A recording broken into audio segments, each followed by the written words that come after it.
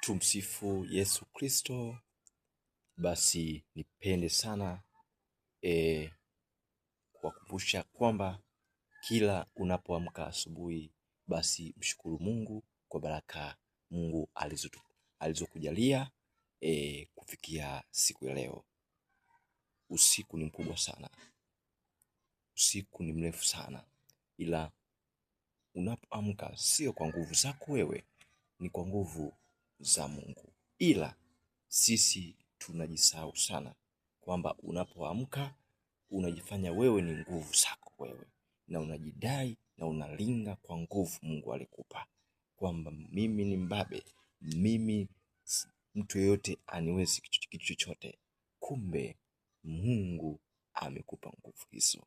Basi nguvu hizo Mungu alikupa, na afya hiyo na uhai huo Mungu alikuamsha leo hii, basi mshukuru Mungu kwa baraka zake Mungu aliyokujalia. Lazima mshukuru Mungu na ufanyie kazi nguvu hizo kwa ajili ya utukufu wa Mungu. Basi tuweze kumshukuru Mungu. Mungu ametupa neema kubwa sana isiyoelezeka. Basi tuweze kumshukuru Mungu, na tunapoelekea katika sehemu zetu za kazi, anza na sala. Mshukuru Mungu kwa baraka zake Mungu alizojalia.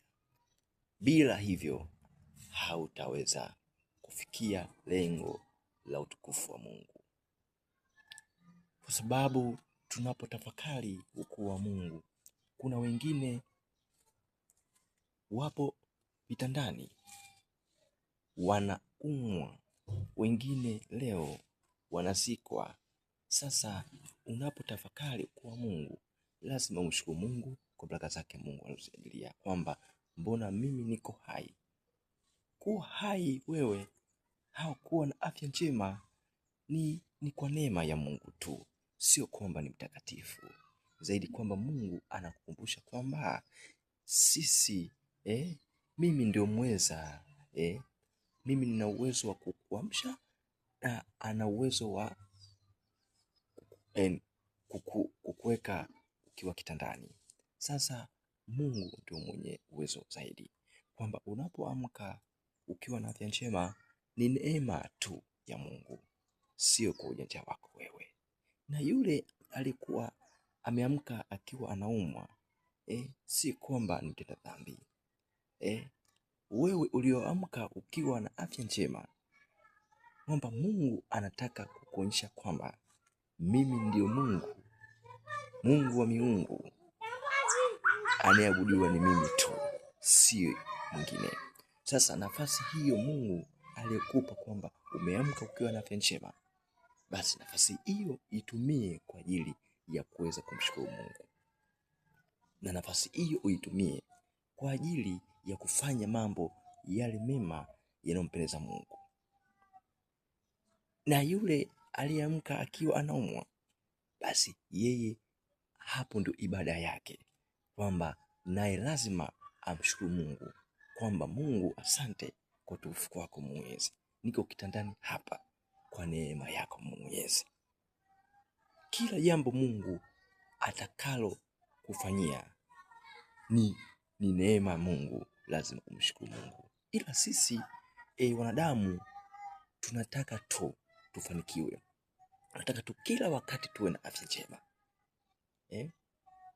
lakini unapopata shida yote, ndio sasa tunaanza kumkumbuka Mungu. Lakini ukiwa na afya njema, unapoamka tu piga ishara ya msalaba, sali sala yako unayojua, mshukuru Mungu kwamba umeniamsha kwa neema, nimeamka tena, kwa sababu usingizi ni nusu kufa. Usingizi ni kufa, yani tunafanya mazoezi ya kufa, kwa sababu unapolala ujui kwamba uko katika ulimwengu gani. Unajistukia tu umeamka. Sasa tafakari ilo fumbo kuu la Mungu, kwamba usingizi ni nusu kufa, kwa sababu unapolala hujui unaamka, lakini unajitukia tu umeamka asubuhi. Sasa hiyo tafakari, weka akilini kwamba Mungu sio mchezo. Mungu ndiye mweza yote. Lazima kila unapoamka mshukuru Mungu, mwambie Mungu asante, maana sasa tena nimefufuka tena, niko hai. Basi mshukuru Mungu. Unapotembea basi mshukuru Mungu.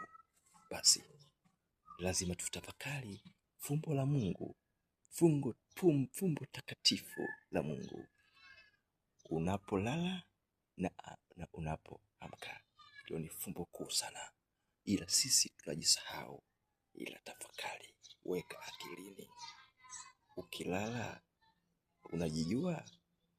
Ukiamka je, unajijua? Basi tafakari ya leo utafakari kwamba sisi sote hatuna nguvu, mwenye nguvu ni Mungu tu. Acha ubabe, acha kujisifu. Mungu ndiye anayesifiwa tu, sio mwanadamu. Sawa? Asante sana. Mungu akubariki sana. Uwe na mchana mwema na wenye baraka tele. Akufanikishe katika maisha yako yote. Asante sana. Mungu akubariki sana.